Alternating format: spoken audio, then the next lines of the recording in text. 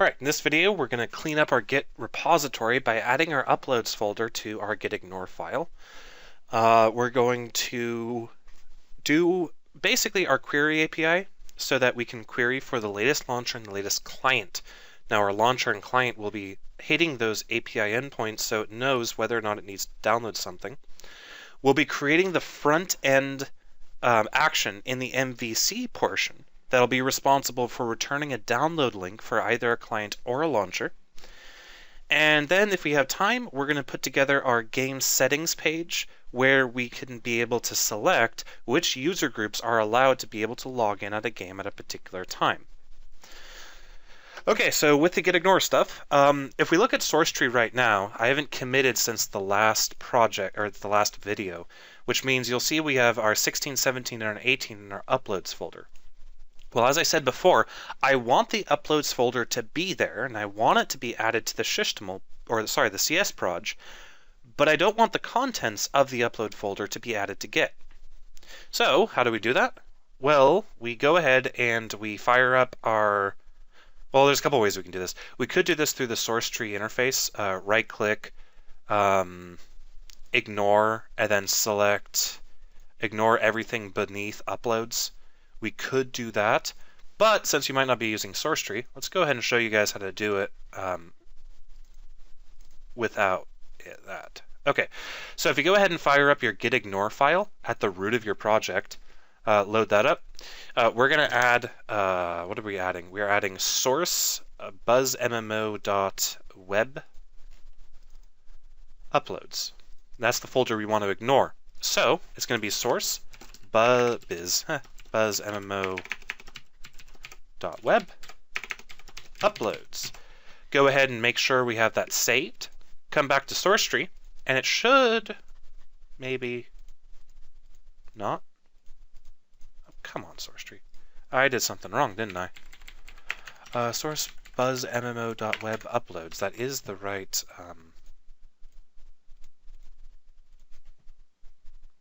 It's going to do this to me, isn't it? It's going to do this to me on video in front of everybody.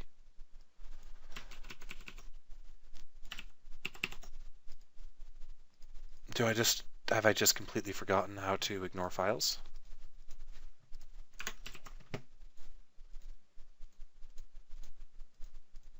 See, it's not even recognize.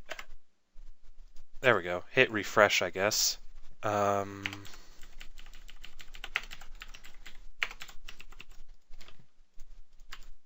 There we go. I had to hit refresh, so it or hit F5, so it got our gitignore.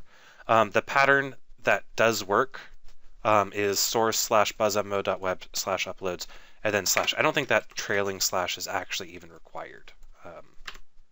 Nah, trailing slash isn't required. So I was right the first time. Take that, source tree.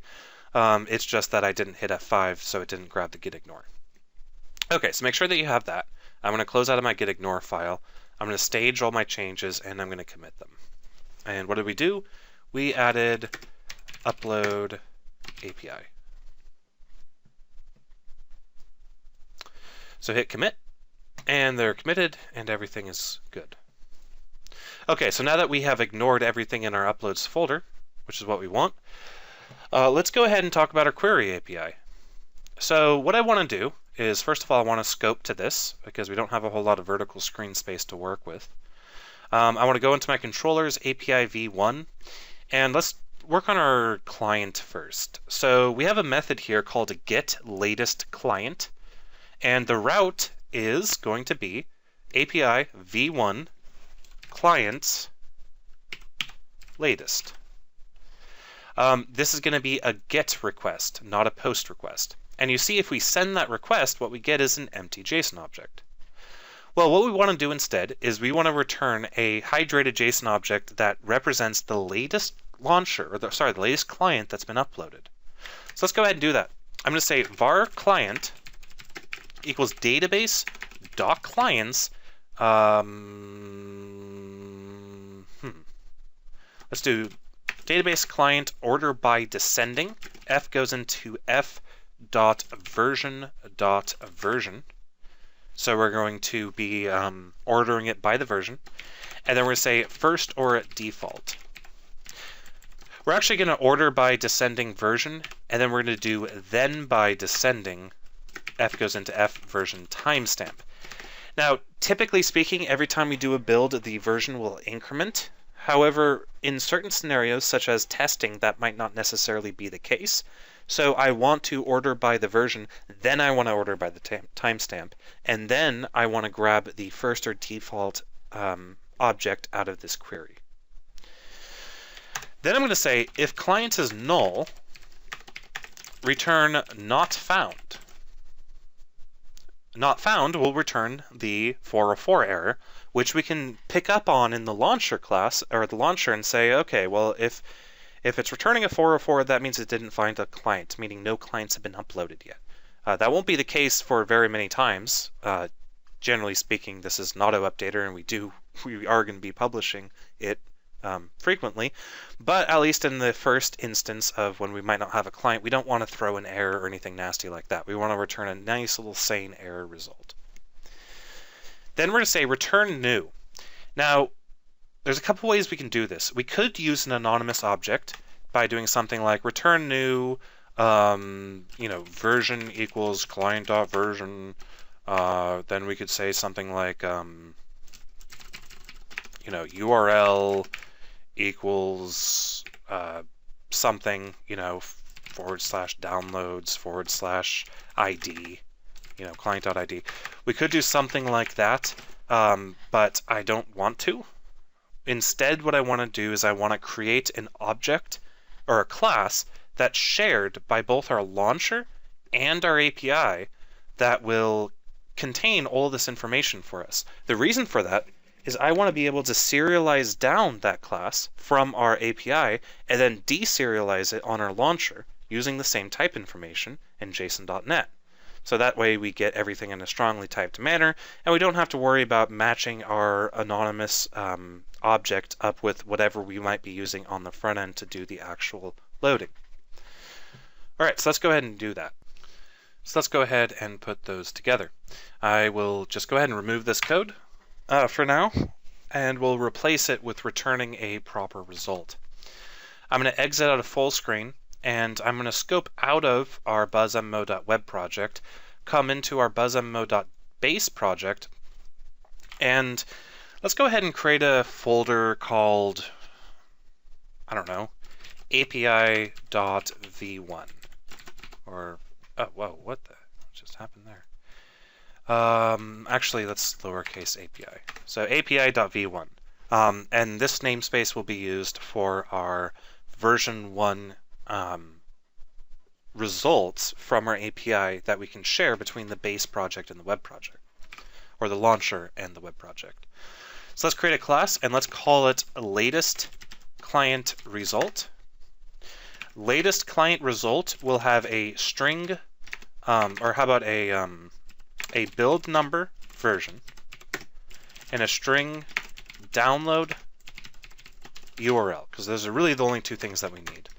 So let's go ahead and create properties for both our version and our download URL. And again, by doing this, we can share this class between the two different things and use the JSON serializer to serialize between it. So it makes things a whole lot easier and more straightforward than it would be otherwise. Let's go ahead and copy this class name, jump back into our client controller, and return a new latest client result. Now this will require that we bring in buzzmmo.base.api.v1. Now the first parameter is our build number, which we can access through client.version, and our second is our download URL. So what is our download URL? I want to pass in an absolute URL to a route that we're going to have on our ASP.NET our ASP.NET side. So I want to basically have it to where the API returns a direct URL to a resource that we can use to request the download, meaning that the responsibility of where that route is or where it points to falls solely on the website and not the launcher. I don't want to create a route that the launcher knows about in some sort of abstract sense so that the launcher itself generates a URL for the download link.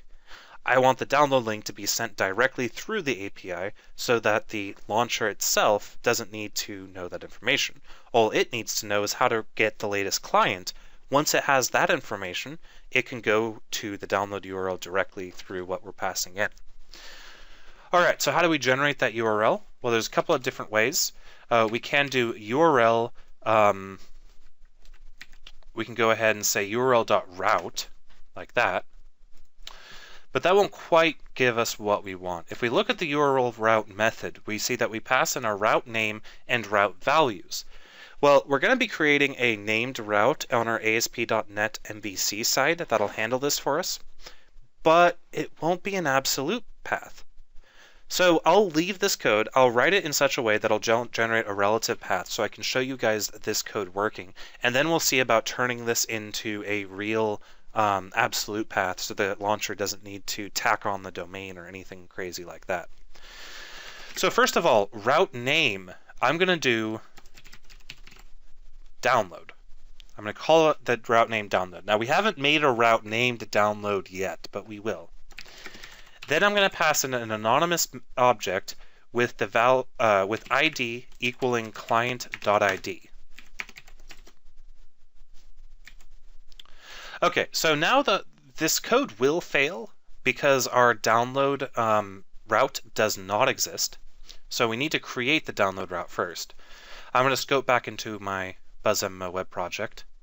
If we go into our controllers and then, our app start, we remembered that we have this routeconfig.cs file.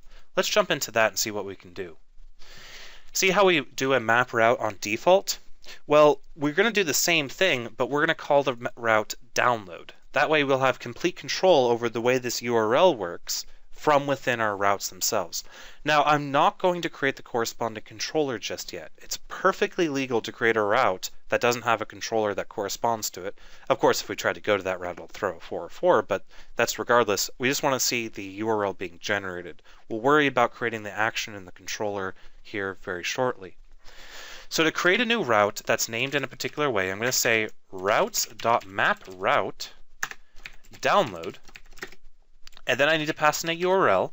The URL is going to look like this. It's going to be download/ID. So download/ID will be what the URL is going to look like. Now we have to pass in our defaults. Well, our defaults, you'll notice that we don't provide a controller placeholder or an action placeholder in our route path. That means that the controller and the action that this route points to needs to be set explicitly through the default parameters parameter, or the defaults parameter that you see right here. So let's go ahead and do that. I'm going to say controller equals download, action equals download. Yeah, that's really not the best. Download. I mean, it'll work.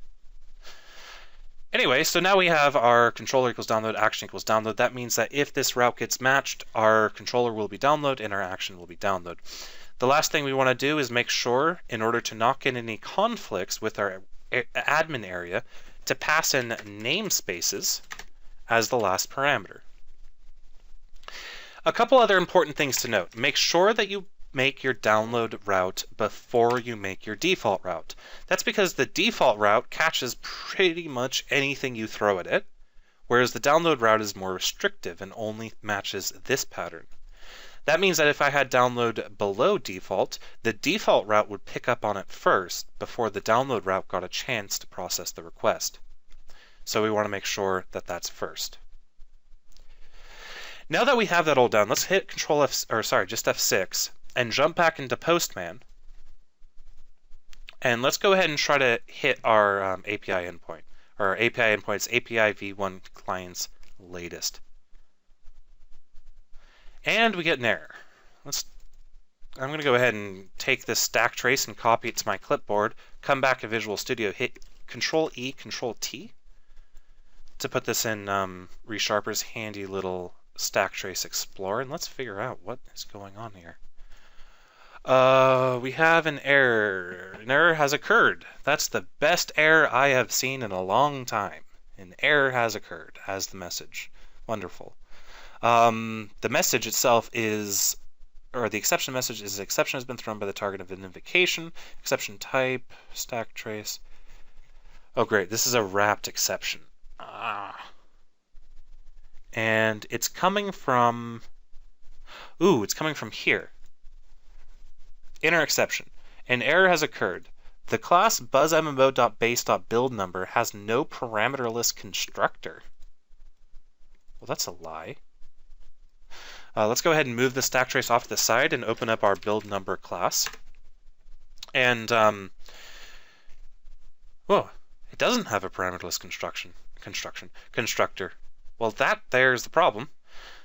Whenever we work with complex types with Entity Framework, as in types that aren't entities, we have to make sure that they have a parameterless constructor on them. Just like whenever we create an entity that has our own custom constructor, we also have to create a parameterless constructor. Now, fortunately, Entity Framework bends the rules of accessibility a little bit, meaning we can create a parameterless constructor, but we can mark it as protected. By marking it as protected, we still ensure that anybody else who tries to instantiate a build number has to provide a version and a timestamp. But Entity Framework can get around that because it does have a parameterless constructor. It's just a little less accessible than the other one. Let's go ahead and hit F6, jump back into Postman, hit send, and hopefully we'll get something back. And we do. So check this out. We get our object back in the schema that was defined by our class. Remember our latest client result, which again is going to be shared by both our launcher and our website. So we don't have to worry about doing any fancy data manipulation there. And we see that we do get our version with our version 5436 with our correct timestamp. And we get a download URL, but that isn't quite exactly what we're looking for, because that's a relative path. I want this to be an absolute path instead, so that basically the more explicit you make your API's navigation, the easier it is to consume that API and the easier it is to change. So if you have an API request that will lead to you wanting to do another API request, then you want to provide an absolute URL to the other request that you're going to have to perform. In this case, the logical thing to do after querying for the latest client is going to be to download that client. And because that's the next step, quote unquote, for our workflow, we want to make sure that it's as easy as possible for the client of our API to be able to handle these scenarios. And to do that, we need to make sure that we use absolute URLs in our API results. So making our URL absolute, we can kind of do a little hack here. I'm going to go ahead and break these arguments onto different lines for readability's sake. Then what I'm going to do is I'm going to instantiate a new URI object. A URI object comes from the system namespace, which has been brought in by Resharper up here using system. And we're interested in two parameters, the two-parameter constructor. The URI class can be used to turn a relative URL into an absolute URL by providing two URLs, the base one and the relative one. So what do we pass into the base one? Well, conveniently, we do have a request URI available to us within the request object. So I can say request.requestURI, and that will give us the URI that the client requested this resource with. And then for the relative part, as you see in this constructor, we have a relative URI part. That is going to be what we had before, which is URL.route is going to generate a relative URL. However, you'll notice that we get an error. We get an error because URI is not assignable to parameter of type string. Now, URI is this great fancy class with a bunch of cool little helpers on it for dealing with URLs. But when we ultimately pass it to our latest client result, we want a string and we want an absolute URL. So how do we get an absolute URL out of a URL object? Well, you come up here to the end of this constructor and we hit dot, and we see that there is indeed an absolute URI property of type string. That's exactly what we want. Then finally, we need to fix a syntax error by closing that parenthesis. So hitting F6, coming back to Postman, hitting send, we should see a absolute URL, if we're lucky. And we are lucky. Check that out. We now have a download URL, and it is indeed an absolute URL to where we need to go to download this particular client. Okay, so that's pretty much it for the client. There's not a whole lot else we need to do with it. Basically, the API just needs us to A, be able to upload a client, and B, be able to get the latest client. Now let's go ahead and do our launcher. Our launcher is going to be pretty straightforward again. I'm going to go full screen here, and I'm going to put client and launcher side by side because they're going to be pretty much the same thing. Actually, maybe not side by side. Maybe like that. There we go. Okay, so if we look at the getLatestLauncher method, we see it returns an object, getLatestLauncher. At the moment, it just returns some garbage data. Let's remove that line of code because we are going to be replacing that with sending some actual data. We're going to need to say var launcher equals database.launchers.order by descending. And order by descending will, of course, bring in system.link at the top. Order by descending version, then by descending timestamp, or sorry, order by descending version.version. That's important.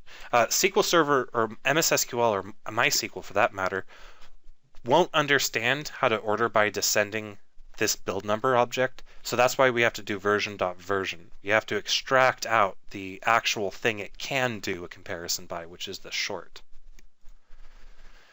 Then let's go ahead and do version.timestamp, and then let's do first or default. If launcher is null, return not found. Otherwise, return new latest launcher result. Now we haven't made the latest launcher result class yet, but we will momentarily, because for all intents and purposes, it'll be pretty similar to our latest client result. We're going to pass in launcher.version, then we're going to pass in new URI, which will require we bring in system at the top of our file. Our base URI is going to be request.request URI. Our relative URI is going to be url.route download. New ID equals launcher.id, and go up here and then say absolute URI. So that pretty much completes our getLatestLauncher method. The only thing we have to do at this point is implement the latestLauncher result class. And the latestLauncher result class, just like our latest client result class, is going to take in a build number and a download URL. So let's go ahead and do that. I'm going to jump out of buzzmo.web.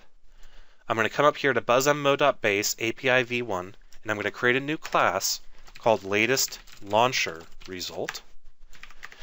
It's going to have a constructor that takes in a build number version and a string download URL. And both of these I'm going to turn into properties, and I'm going to make sure they're read-only properties.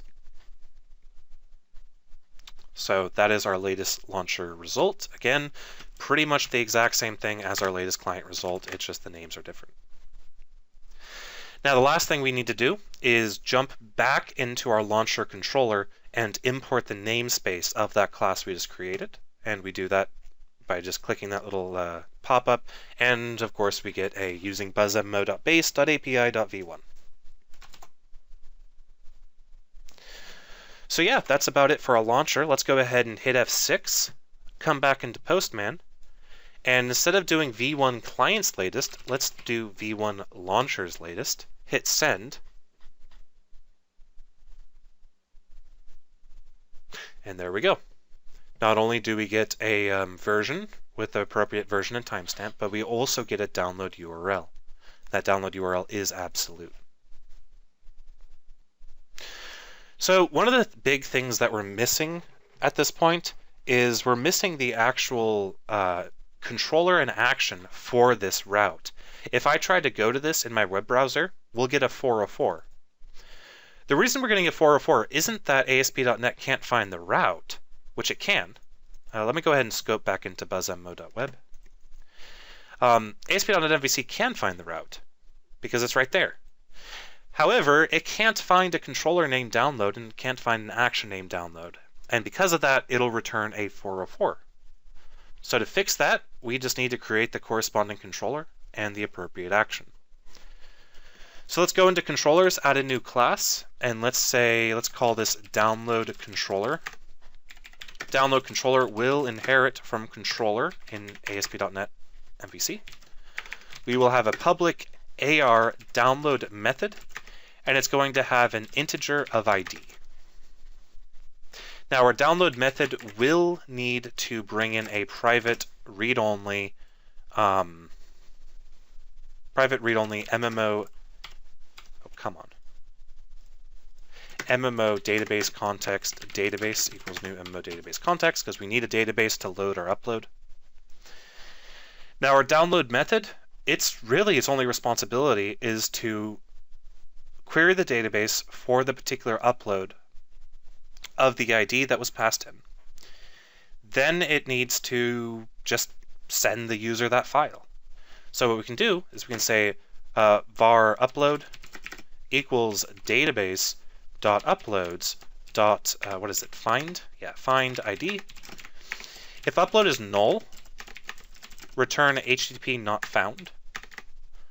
Otherwise, what we want to do is first of all, we want to get the file path, then we want to make sure the file exists, and then we want to return the user the file. So say var upload file path equals path, which will require that we bring in system.io at the top of our file. Path.combine, then we're going to want to pass in server.map/path squiggly uploads, comma, and then we're going to want to pass in upload.id.toString. So that'll give us the appropriate file path, or absolute file path, to our upload. Then we're going to say if not file.exists upload file path return HTTP not found. And now I get to talk about one of the more annoying aspects of the way C# name resolution works, combined with the way ASP.NET MVC decided to name things. You'll notice that we get an error when we do if not file exists. And that's because it says, cannot choose method from method group. Do you intend to invoke the method?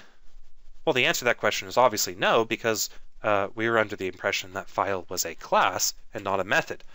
Well, in fact, file is a method that's made available to us by the base controller class. And although file is also a class, which we're trying to use it as in this case, it's a class that's found under system.io. Unfortunately, because of C# name resolution, when we see file in the context of a class that has a method named file in it, it'll try to resolve it to the file method. And of course, the reason it says method group is because technically this is a method group context that we're in because we've referenced the file. So it says, did you intend to invoke the method?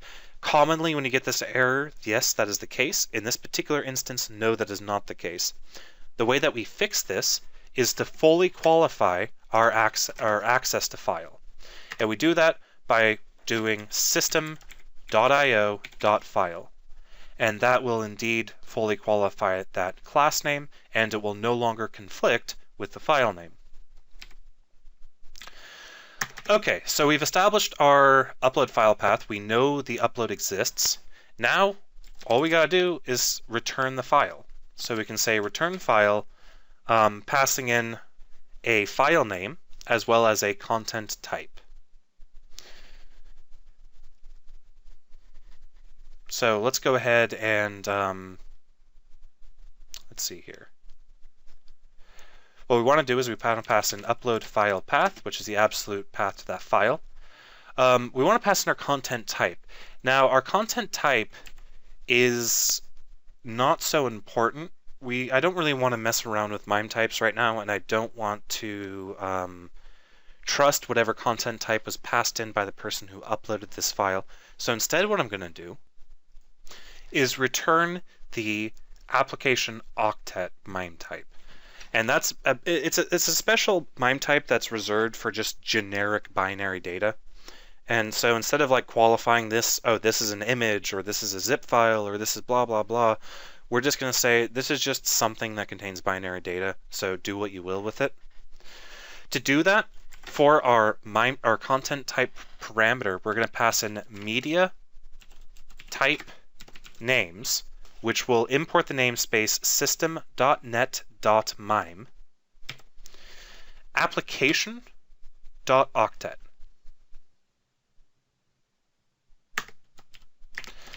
There's one more thing we want to do, and that is we want to pass in a file download name. So the file download name is simply going to be upload.original file name.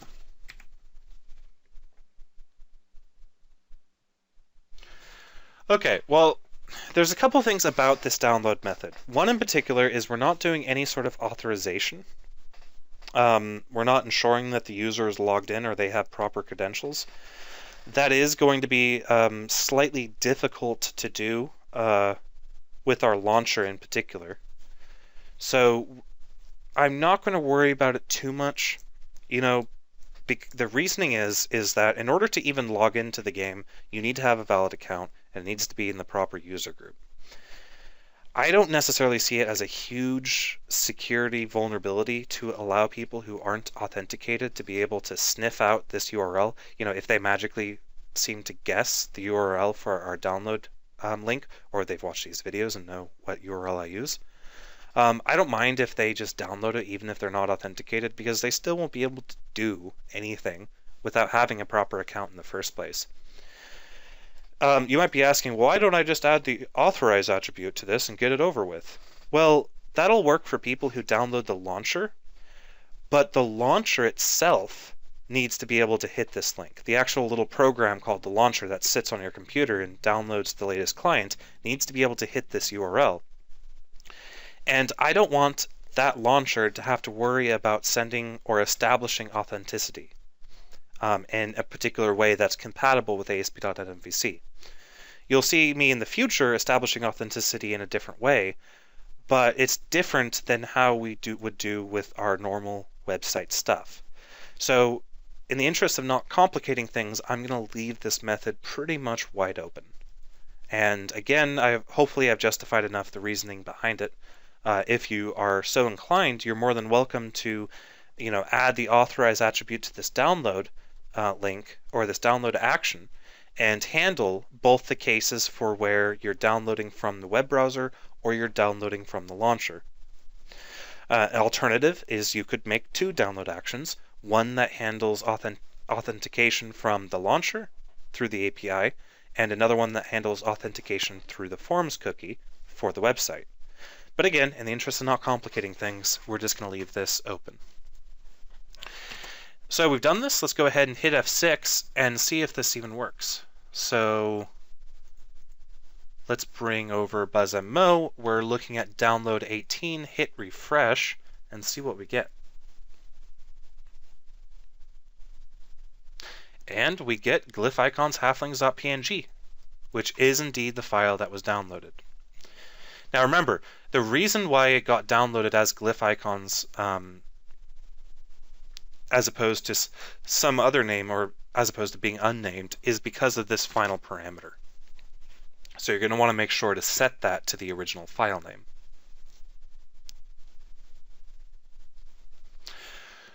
Alrighty, so let's go ahead and add a link to the latest launcher on the home page, because the users who log into the page, so we can go ahead and show this. So if I'm let's say I'm logging in as admin, the password of test. So we go to the home page, but there's no button to download the latest launcher. So I want to go ahead and add that in there. To do that, let's jump into our home controller, and we're going to need access to the database. So I'm going to say private read-only MMO database context database equals new MMO database context. And then I'm going to query for the latest launcher. So I'm going to say var latest launcher equals database.launchers. Wait, I need to check something. Okay, good. Database launchers order by descending. That, of course, brings in system.link at the top. F goes into F version. Then by descending, F goes into F version.timestamp, and then .first or default. So this query will return our latest launcher. Then I want to go ahead and say, actually, I don't care if it's null. I'm going to pass in the latest launcher into the home index. I'm going to say latest launcher equals latest launcher. And then in fact, I'm just going to inline this variable. I mean, what am I doing? There we go. I'm going to set this query as what we're passing into the view model directly. That way, on the view, we can detect if latest launcher is null or not. If latest launcher is null, that means no launchers have been added to the site, or if they've been deleted since being added. Now you'll notice that the query, or this identifier is red. That's because this property has not yet been added to our view model. So let's go ahead and do that. I'm going to hit Alt Enter Enter. What that's going to do is it's going to bring us to our home index view model under the view model's namespace home index, which is right there. And it's going to add a public auto property called launcher, or of type launcher, named latest launcher. Now let's jump into our views, home index, and yeah. Let's go ahead and fix this up a little bit. I'm going to get rid of that heart icon, and I'm going to get rid of basically everything else. Then I'm going to say, welcome to Buzz MMO. Then I'll say, if model.latestLauncher does not equal null, then let's go ahead and say href equals url.action download, passing in a new anonymous object with id equals model latest launcher.id, download launcher, and then we'll say model latest launcher version.version. We'll say version blah. And then otherwise we'll say no launcher available yet. We'll hit F6. We'll come over here to our page, hit refresh, and see what the home page looks like now. Now we have our download launcher. I want to turn that into a button. So let's go into the A tag. Let's give it a class of button. Button small, button primary. And there you go. Now we have this nice download launcher button with the version next to it. Maybe we could also say just add small to the version. Just wrap it in the small tag. That might look a little bit better. It looks slightly better, but I'm not too concerned about that. Welcome to Buzz MMO. I don't like that. That's ugly. I'm going to remove that paragraph. And there we go. Download launcher. So now we have our home page and we can hit download launcher, and when we click on that, we get a download of the latest launcher that we uploaded. So yeah. Now we not only have our API working and for our latest launcher and our latest client, but we also have our download route working so that we can actually download either the client or the launcher. But we also have the download launcher button, which is really satisfying to click, actually. Wow, now I have a bunch of glyph icons in my download folder I'll have to delete, but still. Okay, so I think that about wraps everything up that I wanted to do in this video. In the next video, we're going to go ahead and we're going to create some basic access rights. I want to have the admin able to determine which groups are allowed to download the launcher and also which groups are allowed to download the client. That's also going to come into play because once we do that, we are pretty much done with the website, other than getting our basic logging in routes figured out for our API controller.